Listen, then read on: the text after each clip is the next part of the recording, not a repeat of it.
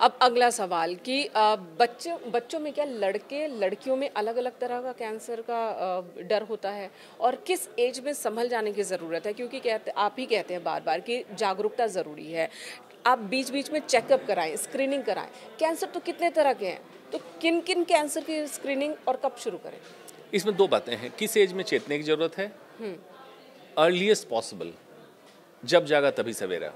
जिस दिन आप पॉडकास्ट सुन रहे हो उसी दिन से चेत जाइए, चाहे उम्र आपकी कितनी भी है जी। सुनने वाले 5 साल के हों, 10 साल के हों या 20 साल के, 50 साल के हों, आज ही चेत जाइए, क्योंकि आज से आपका रिवर्सल चालू होगा। मतलब आप वापस हेल्दी लाइफ में आएंगे, पहली बात। दूसरी बात, जो एडल्ट हैं, अब ये तो प्रिवेंशन की बात हुई, स्क्रीनिंग मतलब अर्ली कैसे पकड़े। पुरुषों में 3 कैंसर कॉमन हो चुका है। फेफड़े का कैंसर, ठीक है, स्मोकर हैं तो, स्मोकर नहीं है अगर दिल्ली एनसीआर जैसी जगह में रहे हैं तो वायु प्रदूषण, एयर पोल्यूशन के कारण, और माउथ कैंसर, गले का कैंसर, जो गुटखा, तंबाकू, सिगरेट, शराब पीते हैं, और तीसरा प्रोस्टेट का कैंसर।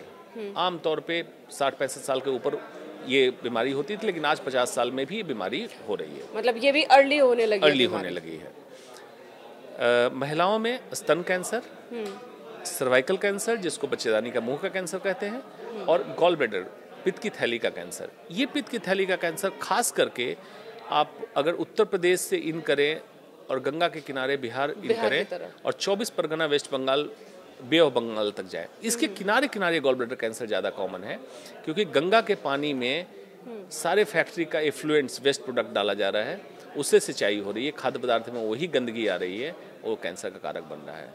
ये north India gall bladder cancer का बेल्ट माना जा रहा है। उसी हिसाब से स्क्रीनिंग होगी। स्क्रीनिंग के लिए असामान्य लक्षण कभी भी कुछ हो, आप जांच जरूर कराएं। असामान्य लक्षण का मतलब क्या है कि जो आपके दिनचर्या में नहीं हो रहा था, इंडाइजेशन, एसिडिटी, खाने में दिक्कत, आवाज़ में बदलाव, एबनॉर्मल ब्लीडिंग जैसे रक्तस्राव का होना, मेंस्ट्रुअल साइकिल का लाभे कभी हो जाए, संपर्क के समय हो जाए तो जांच कराएं। कोई शरीर में कोई गांठ हो, कोई छाला हो जो भरता नहीं हो, तब तो जांच कराएं, असामान्य लक्षण। दूसरा, इन जनरल स्क्रीनिंग रिकमेंडेड है कि इसमें कब करना है।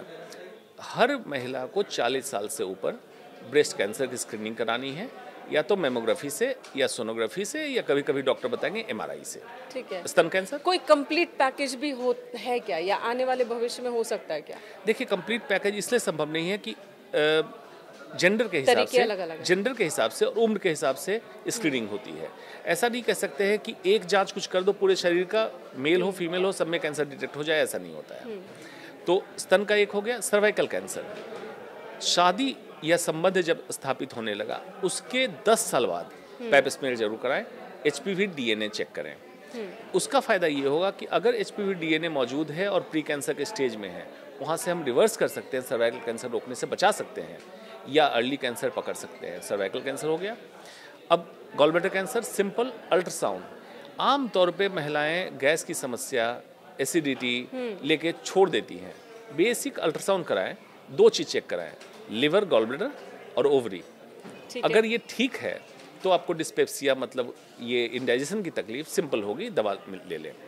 पुरुषों में सीरम पीएसए जो प्रोस्टेट कैंसर को बताएगा। अगर स्मोकर हैं या पोल्यूशन वाली जगह पे रहते हैं, एक्सरे चेस्ट फेफड़े कैंसर के लिए। और मुंह में घाव, छाला हो, दांत हिल रहा हो, खून आ रहा हो मुंह से, तो माउथ कैंसर का एग्जामिनेशन करा लें कि माउथ कैंसर तो नहीं हो रहा है। ये 6 स्क्रीनेबल कैंसर है। और ये 6 महीने पे, 1 साल पर, 3 साल पर? 1 साल पे। मेमोग्राफी 1 साल, पैप स्मीयर हर साल। अगर 3 पैप स्मीयर नेगेटिव है, मतलब उसमें कोई एबनॉर्मलिटी नहीं आई, तो एवरी 3 ईयर्स पैप स्मीयर कराएं। ओके। अब सवाल है कि अगर कोई कैंसर से संक्रमित हो जाए तब क्या करें, कैसे दे कैंसर को मात? और आपके पास आते भी होंगे केसेस, अर्ली स्टेज में कैसे आते हैं, परसेंटेज के लिहाज से बात करें तो, और देर से कितने % लोग पहुंचते हैं? जी, अब तो काफ़ी शिफ्ट हुआ है। जब मैं दिल्ली आया था तो 20 से 30% अर्ली स्टेज आते थे। ठीक है। 70% एडवांस स्टेज आते थे। अब लगभग 60% अर्ली स्टेज आ रहे हैं, 40% अभी भी एडवांस स्टेज आ रहे हैं। और वो एडवांस स्टेज खास करके सुदूर स्टेट या गांव से आ रहे हैं। तो सबसे पहले कैंसर में डिक्टम ये है, एक्सेप्ट योर इलनेस। कैंसर हो गया, इसको एक्सेप्ट करो। आम तौर पे लोग डिनायल मूड में रहते हैं कि नहीं, ऐसा नहीं हो मुझे नहीं हो सकता है। उसके चक्कर में कभी बाबा थेरेपी में अटक जाते हैं। अल्टरनेटिव ढूंढते हैं, कोई बाबा भगवाधारी के पास चले जाओ कैंसर का इलाज हो जाएगा, ऐसा नहीं है।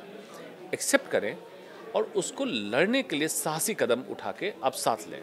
डॉक्टर से ट्रांसपेरेंटली बात करें, क्या बीमारी है, क्या इलाज होना चाहिए, और डॉक्टर आपको जब बताता है ट्रस्ट करें उस पर। सेकेंड ओपिनियन जरूर लें, जरूरी है सेकेंड ओपिनियन, कि हो सकता है कहीं सही चीज़ नहीं बताई जा रही हो। उसके बाद as per stage, as per disease, किस अंग का कैंसर है, कौन सा स्टेज है, उसके हिसाब से ट्रीटमेंट डिसाइड होगा। ट्रीटमेंट आमतौर पे 3 हेडिंग में है, ऑपरेशन, कीमोथेरेपी जो दवाई बोलते हैं, रेडिएशन थेरेपी रेज के साथ। इसी का कॉम्बिनेशन डॉक्टर आपको बताएगा कि पहले सर्जरी होनी है, पहले कीमोथेरेपी होनी है, फिर सर्जरी वो डिपेंड करता है कि किस स्टेज पे और किस अंग का कैंसर, किस अंग का है। बहुत महंगा भी है कैंसर के इलाज की बात की जाए तो। क्या ऐसा मुमकिन है कि इंजेक्शन, जैसे सर्विकल कैंसर के लिए अभी भी इंजेक्शन है, योजना भी आ गई है कि 10 से ऊपर जो बच्चियां हैं उनको सर्विकल कैंसर का वैक्सीनेट किया जाए, क्या दूसरे कैंसर का भी वैक्सीनेशन मुमकिन है? जी, सर्विकल कैंसर का वैक्सीन आ गया, ह्यूमन पेपिलोमा वायरस के खिलाफ वैक्सीन तैयार किया गया और इस पर तो बजट में इंक्लूड भी कर दिया गया कि इसको लगाया जाए बच्चियों को 9 से 12 साल में।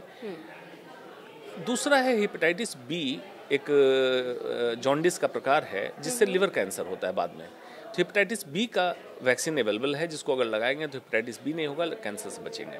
ये तो 2 एस्टेब्लिश वैक्सीन है। दूसरे वैक्सीन पर रिसर्च चल रहा है जिसमें प्रोस्टेट कैंसर है, मेलानोमा है। एक अभी रिसर्च आया है थेरेपेटिक वैक्सीन, कैंसर हो जाए तो कौन सा वैक्सीन दें कि इस कैंसर को खत्म करे और साथ में दोबारा रिलैप्स ना होने दे। तो ये एक अच्छी पहल हुई थेरेपेटिक वैक्सीन पे। और कितना महंगा है ये? अभी रिसर्च में है, अभी मार्केट में नहीं है थेरेपेटिक वैक्सीन, तो आने पर पता चलेगा, लेकिन महंगा होगा। दूसरा सवाल आपने पूछा, कैंसर का इलाज महंगा है।